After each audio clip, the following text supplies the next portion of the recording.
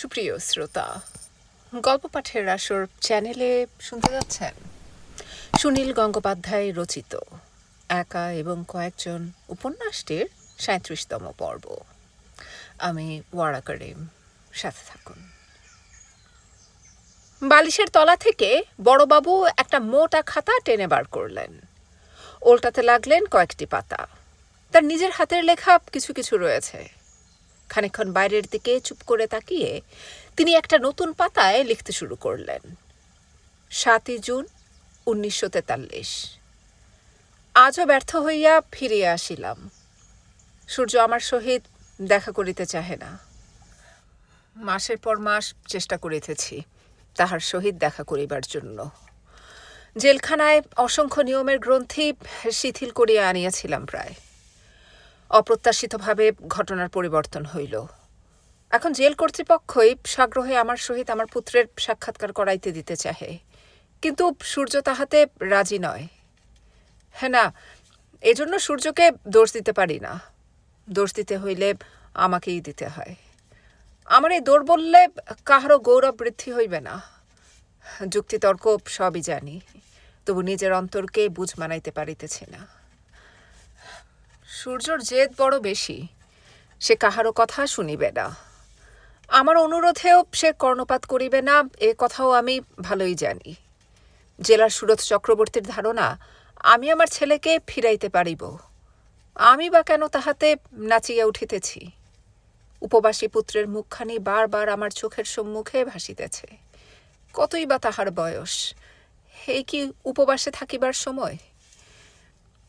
আজ লইয়া ৯ দিন হইল মেদিনীপুর সেন্ট্রাল জেইলে ৫৭ জন বন্দী অনশন করিয়া আছে। সূর্য তাহাদের মধ্যে একজন। অপর সকলে অনশন না ভাঙিলে সূর্য একলা ভাঙিতে পারে না, তাহা সঙ্গতও নয়। এ অন্যায় অনুরোধ আমি তাহাকে করিবই বা কি রূপে? আমি এই সুযোগ পেয়ে তাহার সঙ্গে শুধু একবার দেখা করিতে চাহিয়াছিলাম। অনশন ভাঙিবার অনুরোধ করিতাম না, নিজের চক্ষে দেখিয়া তাহার স্বাস্থ্যের অবস্থা বুঝিতাম। নানা লোকে নানা কথা বলিতেছে। অধিকাংশ লোকই বড় নীচ শ্রেণীর, নিজের চোখে না দেখিলে কিছুই বিশ্বাস নাই।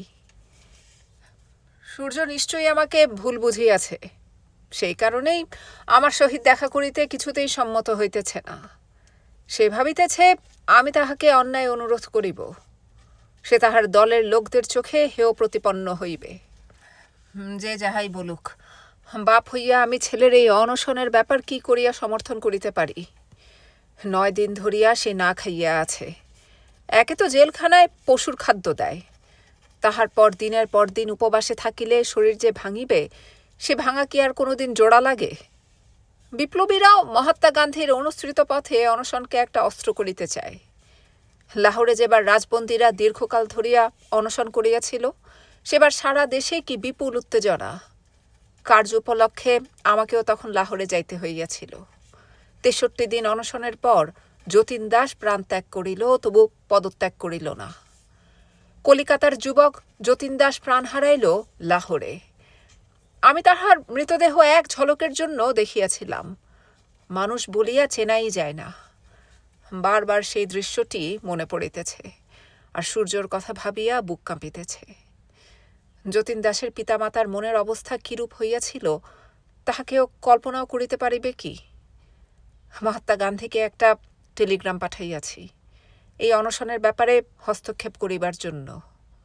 কাগজে এখনো তাহার কোনো বিবৃতি দেখি নাই। গতকাল ছোট লাটকেও একটা টেলিগ্রাম পাঠাইলাম। কি করিয়া উহারা দিনের পর দিন না খাইয়া থাকিতে পারে? এত মনের জোর কোথা হইতে আসে? সূর্যর অনশনের সংবাদ পাইয়া আমিও খাওয়া দাওয়া পরিত্যাগ করিয়াছিলাম। ২ দিন পরেই আমার মাথা ঘুরিতে লাগিল। সব সময় বমি বমি ভাব, পায়ে জোর পাই না। আর ২-৪ দিন এইভাবে থাকিলে আমি আর বাঁচিতাম না। আমি এখন মরিলে সূর্যর কি হইবে তাহা জানিয়া যাইতে পারিব না। কংগ্রেসী সত্যাগ্রহী ছাড়া আর কাহাকেও রাজনৈতিক বন্দীর মর্যাদা দেয় নাই। সূর্য এবং তাহার মতন অনেককে under trial C class prisoner করিয়া রাখিয়াছে। দস্যু, প্রতারক ও নারী নির্যাতনকারীদের সমপর্যায়ভুক্ত। টুকরা টুকরা যাহা খবর শুনিতে পাই, তাহাতেই বুঝিতে পারি যে অকথ্য অত্যাচার হয় উহাদের উপর। খাওয়ার জন্য সরকারের যাহা সামান্য বরাদ্দ আছে, তাহার সিকি ভাগও উহাদের ভাগ্যে জোটে না। রাত্রি 12টার সময় ঘরের বাহিরে আসিয়া হাঁটু গাড়িয়া বসিতে হয়। সেই সময় একবার সংখ্যা গণনা হয়। ইহার মধ্যে 2বার জেলের মধ্যে বিশৃঙ্খলার অজুহাতে লাঠিচার্জ করিয়া কয়েদিদের উত্তম মধ্যম দিয়াছে। কয়েকজনের নাকি হাত পা ভাঙিয়াছে। তদন্ত কমিশন বসিবে তো শুনিতেছি। 42-এর দাঙ্গায় সরকারের অনেক ক্ষয়ক্ষতি হইয়াছে, তাই ইহাদের প্রতি সরকার কোনো দয়া মায়া দেখাইতে রাজি নয়। বাধ্য হইয়াই উহারা অনশনে নামিয়াছে। কিন্তু কে যে ইহাদের অভাব অভিযোগের প্রতিকার করিবে, তাহাও তো বুঝিয়া উঠিতে পারি না। কংগ্রেস ইহাদের দায়িত্ব নিতে অস্বীকার করিয়াছে এবং প্রকাশ্যে ইহাদের সম্পর্কে বিরক্তি প্রকাশ করিতেছে। বাংলায় এখন মুসলিম লীগ সরকার, তাহাদেরও কোনো মাথা ব্যথা নাই স্বদেশী যুবকদের জন্য। অনশন ভঙ্গ করাইবার জন্য জোর জুলুমের আশ্রয় লইতেছে। মাটিতে শোয়াইয়া জোর করিয়া চাপিয়া ধরিয়া মুখে খাদ্যদ্রব্য ঢুকাইতে চায়। নাকের মধ্যে নল ভরিয়া দেয়। জলের কলসেও জল না রাখিয়া ঘোল কিংবা দুধ রাখিয়া দেয়। নিদারুণ জল তৃষ্ণা পাইলেও অনশনকারীরা জল পান করিতে পারে না। নিজেরাই সব কলস ভাঙিয়া ফেলিতেছে। এসব ভাবিতে গেলেও বুক কাঁপে। বিচার কবে শেষ হইবে তাহাও জানি না। হাজার হাজার বন্দিতে কারাকক্ষগুলি ভর্তি। ইহাদের বিচার পর্ব নম নম করিয়া শেষ করিতেও দীর্ঘদিন লাগিয়া যাইবে। আবার শুনিতেছি ইহাদের অন্য কোনো জেলে স্থানান্তরিত করিবে। সেই স্থানটি যে কোথায়, সে সংবাদ এখনও সংগ্রহ করিতে পারি নাই। সূর্যকে যেদিন আদালতে আনে, সেদিন একটি অদ্ভুত কথা শুনিয়াছিলাম। দলীয় কার্যের সময় ইহাদের প্রত্যেকেরই কয়েকটি ছদ্মনাম থাকে। সূর্যর নাম বলিয়াছিল সূর্যকুমার ভাদুড়ী, অ্যালিয়াস অমর, অ্যালিয়াস কুইক সিলভার। যখন ঘোষিত হইল যে উহার বাবার নামও অমর, তখন আদালতে একদল লোক উচ্চহাস্য করিয়াছিল। বাবার নামটি ছেলে নিজের ছদ্মনাম লইয়াছে। আমিও একটু অবাক হইয়াছিলাম। ছেলের মনের গতি যে কোন দিকে তাহা বুঝিতে পারি না। অবশ্য বিলাতে অনেক সময় পিতা ও পুত্রের একই নাম হয়, সিনিয়র জুনিয়র হিসেবে পরিচিত থাকে। জেলার সুরত চক্রবর্তীর কোন কথাটা সত্য আর কোনটা মিথ্যা তাহা কিছুই বুঝিতে পারি না। সূর্য সম্পর্কে সে আমাকে প্রায়ই অকথা কুকথা শোনায়। সূর্যকে সে ক্রিমিনাল মাইন্ডেড প্রতিপন্ন না করিয়া ছাড়িবে না। সূর্য নাকি কাহারও সহিত কখনো ভালোভাবে কথা বলে না। ইহার মধ্যেই তাহাকে 3বার ডান্ডা বেড়ি পড়াইয়া সেলে রাখিয়াছে।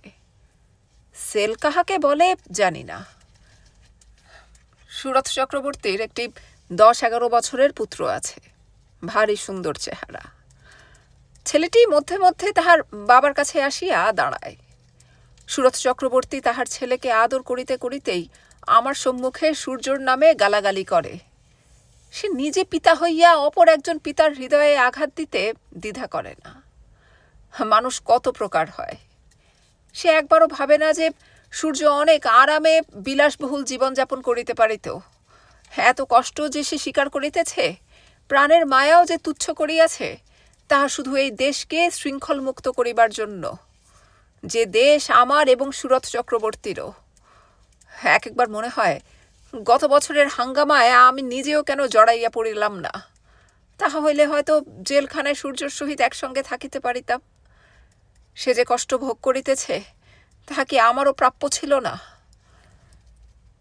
মধ্যে কিছুদিন এক সিআইডির পাল্লায় পড়িয়াছিলাম। সে আমার প্রাণ ওষ্ঠাগত করিয়া ছাড়িয়াছিল। সূর্যর সহচর বৃন্দ এবং দলের লোকদের সম্পর্কে খবরাখবর জানাই ছিল তাহার উদ্দেশ্য। আমি তো সত্যই কিছু জানি না, বলিব কি করিয়া। সূর্য সম্পর্কে কোনো প্রকার কলঙ্ক দিতেই সে বাকি রাখে নাই। দেশ সেবার জন্য নয়, দুশ্চরিত্রতা এবং গুন্ডামের প্রবৃত্তি বশেই নাকি সূর্য এইসব কাজ করিয়াছে। সিআইডিটি বলিল সূর্য নাকি কোন গ্রামের এক চাষির কন্যাকে এবং পরে একজন সহকর্মীর স্ত্রীকে বলাৎকার করিয়াছে এবং ডাকাতির টাকায় ফুর্তি করিয়াছে। এরূপ জঘন্য মিথ্যাও মানুষের মুখে আসে। এই বৃদ্ধ বয়সে শরীর ক্রোধে জ্বলিয়া ওঠে। ইচ্ছা হয় লোকটির মাথা দেয়ালে ঠুকিয়া ভাঙিয়া দিই। আমি বেশি দুর্বল হইয়া পড়িতেছি। এত দুর্বলতার কোনো দিকেই লাভ নেই। আমার তো একার ছেলে নয়, আরও কত বাপ মায়ের স্নেহের দুলাল জেল খাটিতেছে, ফাঁসির দড়ি গলায় দিয়াছে। আমি এতটা উতলা হইব কেন? কিংবা অন্য পিতামাতাদের মনের অবস্থাও এরূপ হয়। একটা বয়স আসিলে সন্তানের সঙ্গে স্নেহের বন্ধন একটু একটু আলগা করিয়া দিতে হয়, নহিলে দুঃখের বোঝা বাড়ে। সন্তান দূরে চলিয়া যাইবেই। সূর্য সম্পর্কে আমার যে এতখানি মায়ার বন্ধন ছিল নিজেও কখনো জানিতে পারি নাই।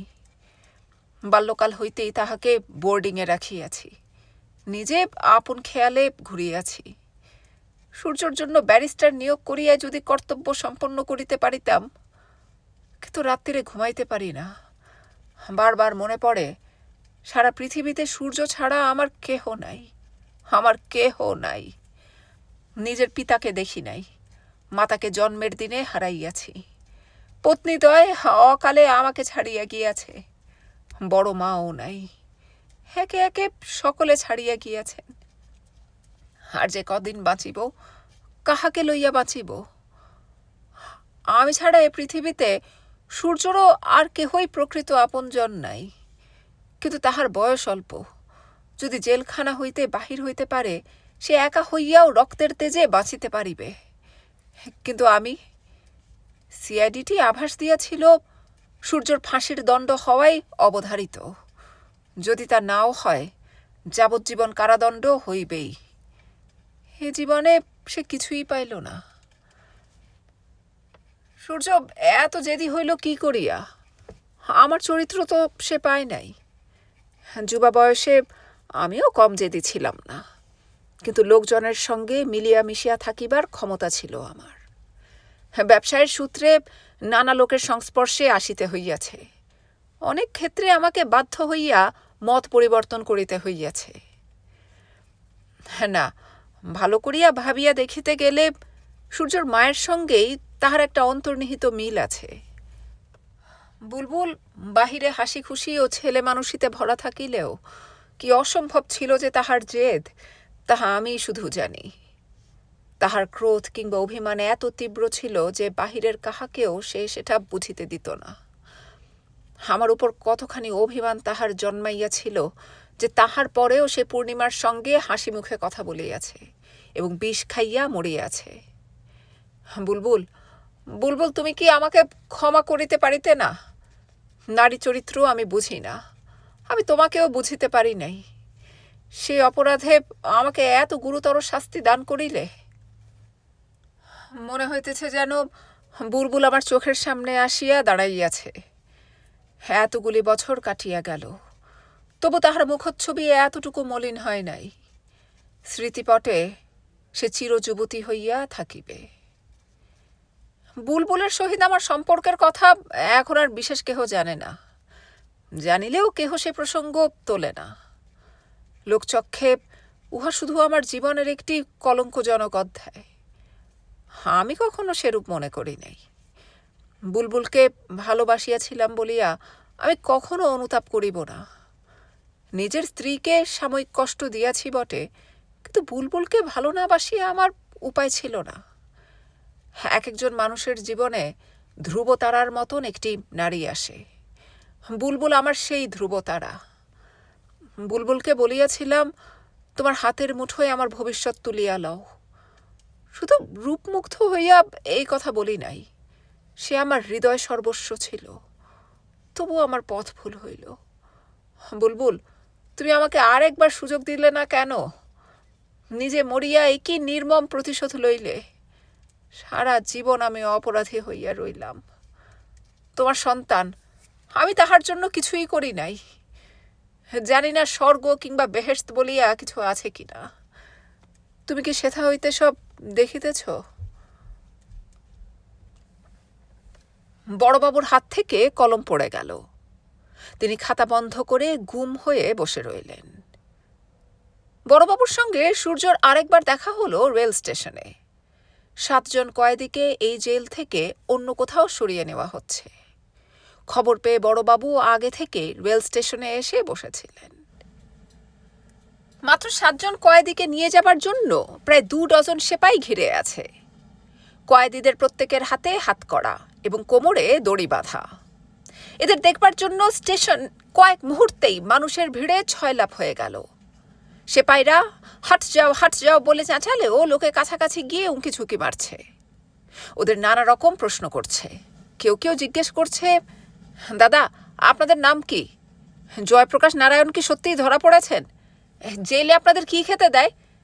কেউ কেউ আর একটু দুঃসাহসী হয়ে বলছে, দাদা আপনাদের কারুর বাড়িতে কোনো খবর দেওয়ার থাকিলে চেঁচিয়ে বলে দিন, আমরা খবর পৌঁছে দেব। অত ভিড় ঠেলে বড়বাবু কাছে যেতে পারবেন না। তিনি অন্য একটি উপায় বার করলেন। কয়েদিদের যখন ওভারব্রিজে তোলা হলো, বড়বাবু দ্রুত লাইনের ওপার দিয়ে অন্যদিকে গিয়ে ওভারব্রিজের উল্টো দিক দিয়ে আসতে লাগলেন। ওই 7 জনের মধ্যে একজন ছাড়া নাকি সবারই বয়স 18 থেকে 25-এর মধ্যে। বাকি লোকটির বয়স 40-এর কাছাকাছি।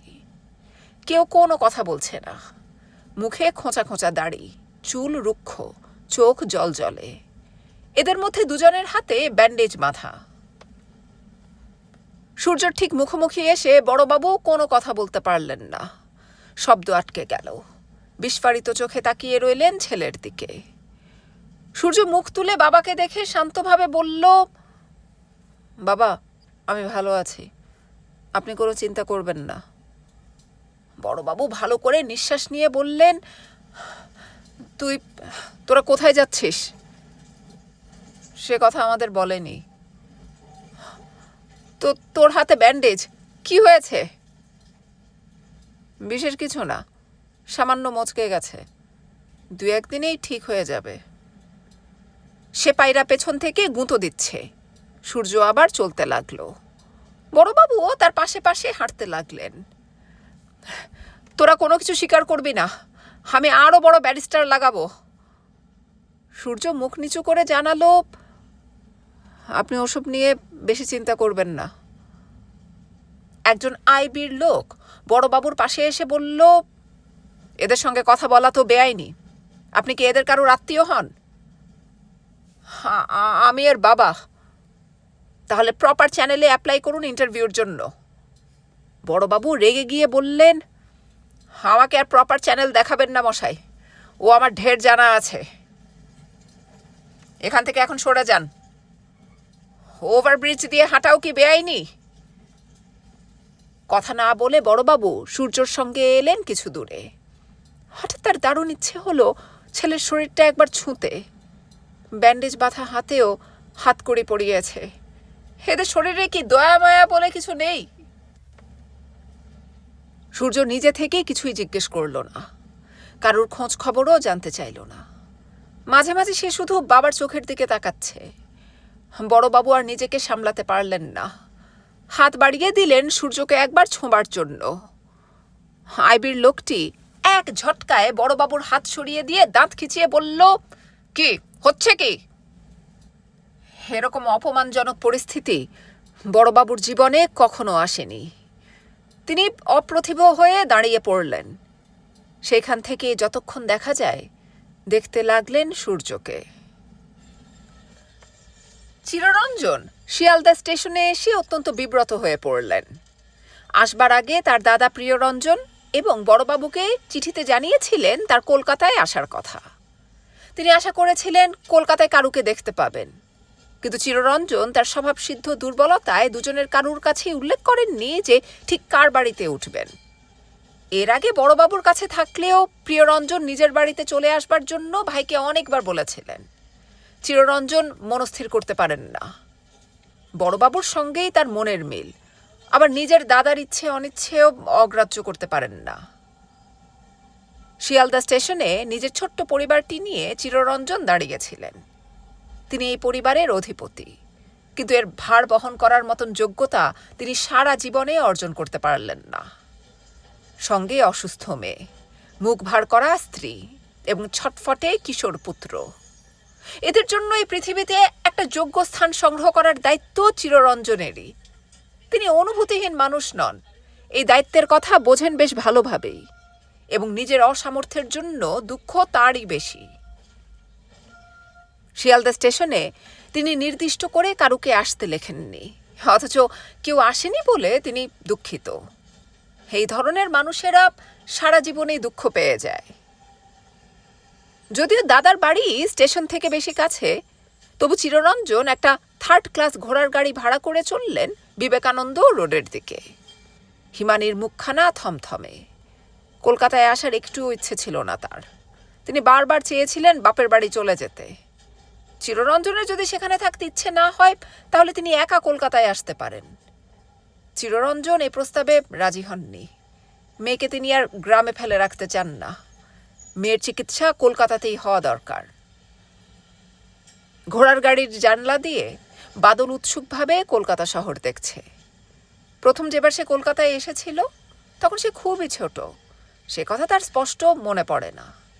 এবার কলকাতাকে সে যেন 2 চোখ দিয়ে গিলছে। কত চেনা আর কত আপন মনে হয়। এই শহর ছেড়ে সে কত দূরে চলে গিয়েছিল। ভেবেছিল বুঝি আর কোনোদিন ফেরাই হবে না এখানে। রাস্তার পাশে যত দোকানের সাইনবোর্ড, সব সে পড়তে পড়তে যাচ্ছে। এটা একটা অদ্ভুত ব্যাপার। সাইনবোর্ডগুলোর দিকে তাকালে অক্ষরগুলো পড়তেই হয়। তাকাচ্ছি অথচ পড়ছি না, এ কিছুতেই হবে না। ট্রামের ঠনঠন আওয়াজ, রিকশার ঠুংঠাং, ঘোড়ার গাড়ির কপকপ, সাইকেলের ক্রিং ক্রিং, বাসের পকপক, ফেরিওয়ালার লে লে বাবু 6 আনা, এইসব মিলিয়েই কলকাতা। বড়বাবুর বাড়ির সামনে গাড়ি থামবার পর ওরা সবাই হকচকিয়ে গেল। বাড়িটার চেনাই যায় না। বসবার ঘরের দেয়াল ভেঙে সেখান থেকে আরেকটা দরজা বার করা হয়েছে। সেখানে সিভিল সাপ্লাই অফিসের নানা লোক কাজে ব্যস্ত। ভাড়ার ঘর, রান্নাঘরেও অফিস। উঠোনটা টিন দিয়ে ঢাকা। সেখানে অনেক মালপত্র ডাঁই করে রাখা। দোতলায় উঠবার সিঁড়ির মুখে আরেকটা নতুন লোহার দরজা বসেছে। সেটাতে মস্ত বড় তালা লাগানো। সিভিল সাপ্লাই অফিসের লোকরা ওদের দিকে ভ্রুক্ষেপ করল না। জিজ্ঞেস করলেও কেউ কিছু বলতে পারে না। একটু বাদে একজন পুরনো চাকরের সন্ধান পাওয়া গেল এবং সে জানালো যে বড়বাবু কলকাতায় নেই। তিনি প্রায়ই আজকাল থাকেন না। সিঁড়ির দরজার তালার চাবি তার কাছে নেই, তবে পাশের বাড়িটাও খালি পড়ে আছে। সে বাড়িতে সে বাবুদের থাকার ব্যবস্থা করে দিতে পারে। চিররঞ্জন তাকে জিজ্ঞেস করলেন, বড়বাবু কবে আন্দাজ ফিরতে পারেন? এ সম্পর্কেও চাকরটি কিছু জানে না। 2 দিন বাদেও ফিরতে পারেন, 10 দিন বাদেও ফিরতে পারেন। আজকাল এরকমই চলছে। এরকম অনির্দিষ্ট অবস্থায় এখানে থাকার কোনো মানে হয় না। মালপত্র 2-4টে যা নেমেছিল, আবার সেগুলো তুলে ঘোড়ার গাড়ি চলল তালতলায়। মালপত্র সমেত কোনো বাড়িতে এসে আবার সেখান থেকে ফিরে যাবার মধ্যে একটা দীনতা আছে।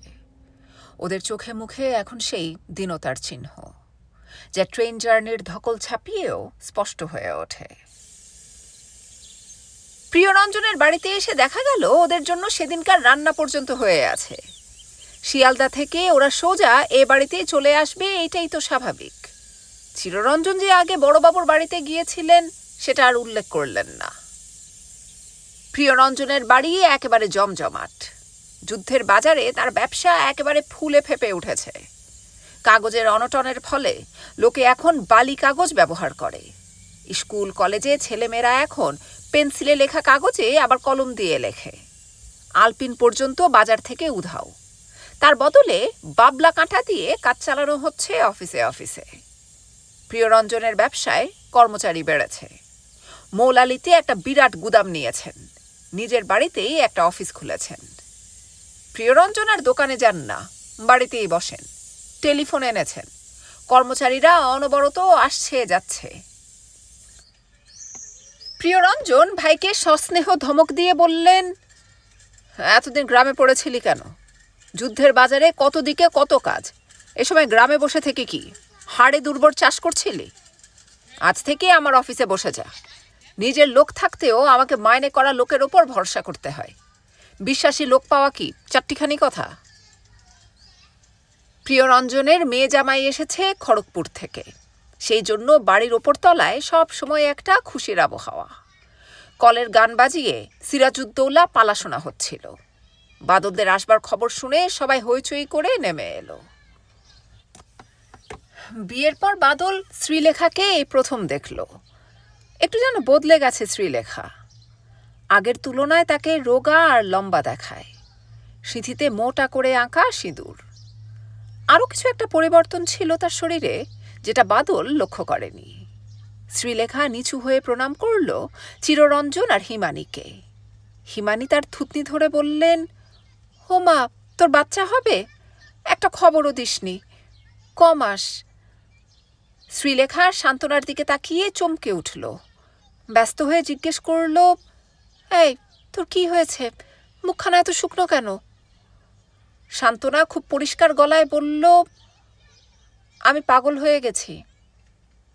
তাই শুনে শ্রীলেখার দুই বোন মান্তি আর পান্তি হেসে গড়িয়ে পড়ল। শ্রীলেখা হাসতে পারল না, তার মুখে শঙ্কার ছায়া। সে হিমানীকে জিজ্ঞেস করল, কাকিমা, ওর কি হয়েছে? খুকো ওরকম করছে কেন? হিমানী ফ্যাকাশেভাবে হেসে বললেন, কিছু হয়নি, ওমের ওই রকম খেয়াল, জানিস তো কিরকম খেয়ালি। শ্রীলেখা সান্ত্বনাকে টানতে টানতে নিয়ে গেল নিজের ঘরে। খাটে বসিয়ে নানা রকম প্রশ্ন করতে করতে হঠাৎ তার চোখে পড়ল দরজার কাছে বাদল দাঁড়িয়ে আছে, হাফ প্যান্ট, হাফ শার্ট আর কেডস জুতো পরা। হঠাৎ লম্বা হয়ে উঠছে বলে তার দাঁড়াবার ভঙ্গিটা একটু বিচিত্র। শ্রীলেখা বলল, আয় বাদলা, ওখানে দাঁড়িয়ে আছিস কেন? ভেতরে আয়। বাদল বলল, বর্দি, তুমি এতক্ষণ আমার সঙ্গে একটাও কথা বলনি। শ্রীলেখা অবাক হয়েও হেসে ফেলল। তারপর বলল, ও মা, সেই জন্য আবার ছেলের রাগ হয়েছে বুঝি? তুই কেন আমার সঙ্গে আগে কথা বলিসনি? আমাকে প্রণাম করেছিস? বাদল কাছে আসতেই শ্রীলেখা তাকে জড়িয়ে ধরে বলল, ইস, কতদিন তোদের দেখিনি রে। প্রভাস কুমার এলেন একটু পরে। এমনিতেই তিনি স্বল্পভাষী, তাছাড়া এবারের কারোর সঙ্গে তার কথা বলার মতন বিষয় বেশি নেই। তাই তিনি লাজুক মানুষের মতন চুপ করেই থাকেন আর সব সময় মুচকি মুচকি হাসেন। বাচ্চাদের সঙ্গেও তিনি সহজভাবে মিশতে পারেন না। জামাইবাবু সম্পর্কে বাদলের একটু একটু ভয়ের ভাব ছিল। 2-3 দিন কাটাবার পর সে বুঝল ভয় পাবার মতন কিছু নয়। ডবল এমএ পাস লোকরাও সাধারণ মানুষের মতন কথা বলে এবং গরম চা ডিশে ঢেলে খায়।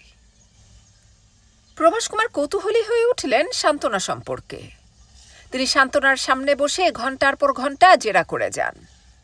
ভূতে পাওয়ার ব্যাপারটা তাকে খুবই আকৃষ্ট করেছে। তিনি দীর্ঘদিন ধরে খুঁজেছিলেন এমন একজনকে যে নিজের চোখে ভূত দেখেছে কিংবা ভূত সম্পর্কে প্রত্যক্ষ অভিজ্ঞতা আছে। প্রভাস কুমারের এই বৈজ্ঞানিক গবেষণা কার্যটি অবশ্য খুব নিরিবিলিতে হয় না। বাড়ি শুদ্ধ লোক সেই সময় ওদের ঘিরে থাকে। বাচ্চারা হাসে, গোলমাল করে। সান্ত্বনা কোনো কথারই প্রায় জবাব দিতে চায় না, চোখ সরু করে তাকিয়ে থাকে প্রভাস কুমারের দিকে। এক এক সময় সে এমন এক একটা কথা বলে যা শুনে সত্যিই হাসি সামলানো যায় না। যেমন সে বলল, দেশের সেই ভূতটা ছাগল সেজে কলকাতায় চলে এসেছে। প্রভাস কুমার প্রশ্ন করলেন, কেন? সান্ত্বনা বেশ দৃঢ়ভাবে বলল, আজ যে দেখলাম একটা ছাগলের দাঁড়িয়ে আছে। অন্যরা হাসলেও প্রভাস কুমার হাসেন না। তিনি একটা মোটা খাতা সঙ্গে এনেছেন। সান্ত্বনা কিছু একটা বললেই তিনি শ্রীলেখাকে নির্দেশ দেন, লিখে রাখো, এটাও লিখে রাখো। লিখতে লিখতে শ্রীলেখা একসময় বিরক্ত হয়ে যায় কিংবা লজ্জা পায়। সে বাদলের হাতে খাতা কলম তুলে দিয়ে বলে, তুই লেখতো। কিন্তু সান্ত্বনার অসুখটা ঠিক হাসি ঠাট্টার ব্যাপার নয়। সে জল জলে চোখে স্থিরভাবে তাকিয়ে থাকে, তারপর অদ্ভুতভাবে হাসে এবং মাটিতে গড়িয়ে পড়ে। তখন তার দাঁতে দাঁত আটকে যায়। প্রভাস কুমারের এক বন্ধুর দাদা ক্যাম্পবেল হাসপাতালের বড় ডাক্তার। তিনি প্রতিদিন আসছেন। সান্ত্বনার রোগটি মৃগী বলে সন্দেহ করছেন, কিন্তু ওষুধে কাজ হচ্ছে না। অ্যালোপ্যাথিক চিকিৎসা, মনোবিশ্লেষণ সবই চলছে। সে সঙ্গে একদিন হরি সংকীর্তনের আসরও বসে গেল। প্রভাস কুমারের সঙ্গে বাদলের আস্তে আস্তে ভাব হলো। বাদলের হাতের লেখা মেয়েলি ধরনের গোটা গোটা এবং বেশ স্পষ্ট। সেই হাতের লেখা প্রভাস কুমারের পছন্দ হলো। তিনি নিজেই ডেকে বাদলকে পড়াশুনো বিষয়ে প্রশ্ন করতে লাগলেন। বাদল গল্পের বইটই বেশ পড়েছে। সে কথা ও কাহিনীর একাধিক কবিতা নির্ভুল মুখস্থ বলতে পারে। অতি উৎসাহের সঙ্গে সে বন্দি বীর আবৃত্তি করতে লাগল। প্রভাস কুমার তাকে দেখিয়ে দিলেন, ওভাবে নয়, ওভাবে নয়, আরও আস্তে, আরও আস্তে, আরও টেনে। পঞ্চনদীর তীরে বলবার সময় ডান হাতের 5টা আঙুল ফাঁক করে দেখাবে। বেনি পাকাইয়া শিরে বলবার সময় মাথার চুলের ওপর হাত দিয়ে বেনের মতো দেখিয়ে। আবৃত্তি শেষ হলে তিনি বাদলকে প্রশ্ন করলেন, তুমি বড় হয়ে কি হবে? বাদল মাথা চুলকোতে লাগলো। বড় হয়ে সে কি হবে? সে তো অনেক কিছু হবে। সে জাহাজে চেপে পৃথিবী ঘুরবে, সে এভারেস্টের চূড়োয় উঠবে, সে নতুন গ্রহ তারকা আবিষ্কার করবে, আরও কত কি। এর মধ্যে কোনটা বলবে সে? প্রভাস কুমার আবার বললেন, বড় হয়ে কি হবে ঠিক করনি? বাদল আচমকা বলে ফেলল, ঘুড়ির দোকান করব। বাদলের ঘুড়ি ওড়াবার খুব শখ। এবার আসবার পর কেউ তাকে ঘুড়ি লাটাই কিনে দেয়নি। তা পুরনো লাটাই সুতো বড়বাবুর বাড়িতে রয়ে গেছে। তার ধারণা বড় হয়ে ঘুড়ির দোকান করলে কোনো দিন আর ঘুড়ির অভাব হবে না। প্রভাস কুমার তাকে বললেন, বয়সের তুলনায় তুমি অনেক ছোট আছো, ওসব কথা বলে না। এখন থেকেই ঠিক করে রাখো, তুমি মানুষের মতন মানুষ হবে। তোমার দাদার মতন হতে ইচ্ছে করে না, সূর্যদা? বাদল চমকে উঠে জিজ্ঞেস করল, আপনি সূর্যদাকে চেনেন? নিশ্চয়ই চিনি। তোমার সূর্যদা একজন বীর পুরুষ। একদিন সারা দেশের লোক ওকে চিনবে। বাদল ঠিক যুক্তিটা জানে না। তার অবচেতন মনে এরকম একটা আশা গড়ে উঠেছিল যে সূর্যদার জামাইবাবুর পক্ষে পরস্পরকে সহ্য করা সম্ভব নয়। সূর্যদা ভীষণ রাগী। বড়দির বিয়ের সময় খুব রেগে গিয়েছিল। জামাইবাবুকে দেখলে তো আরও রেগে যাবার কথা। সূর্যদাকে আপনি কোথায় দেখলেন? খড়গপুরে আমাদের বাড়িতে এসে সে ছিল কয়েকদিন। আমার কথা যদি শুনতো তাহলে পুলিশ ওকে ধরতে পারত না। সূর্যদাকে কি জেলখানায় মেরে ফেলেছে? যা পাগল, মেরে ফেলবে কেন? ওর এখনো বিচার চলছে। বাদল ছুটে এলো শ্রীলেখার কাছে। উত্তেজিতভাবে জিজ্ঞেস করল, বর্দি, সূর্যদা তোমাদের বাড়িতে গিয়েছিল? শ্রীলেখা ত্রস্তে এদিক ওদিক তাকিয়ে বলল, চুপ, আস্তে কথা বলতে পারিস না? তোকে কে বলল? জামাইবাবু। হ্যাঁ, গিয়েছিল। শোন, সূর্যদার কথা জোরে জোরে সবাইকে শুনিয়ে বলতে নেই এখন। কেন, কি হয়েছে? সূর্যদাকে তো পুলিশে ধরেছে। এখন সূর্যদার কথা অন্য কেউ আলোচনা করলে তাদেরও পুলিশ ধরে নিয়ে যাবে। বাবা ওর কথা বলতে বারণ করেছেন।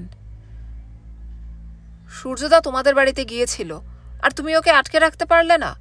কেন ওকে পুলিশে ধরল? শ্রীলেখা স্থির দৃষ্টিতে তাকিয়ে রইল বাদলের দিকে। ক্রমশ ভারী হয়ে এলো দৃষ্টি। খুব আস্তে আস্তে বলল, সূর্যদা কি কারোর কথা শোনে? সূর্যদা কি মরে যাবে? ফাঁসি হবে? না না, ছি, ও কথা উচ্চারণ করতে নেই। শ্রীলেখা আর নিজেকে সামলাতে পারল না। 2 ফোঁটা জল নেমে এলো তার চোখ দিয়ে। আঁচল দিয়ে চোখ মুছে বলল,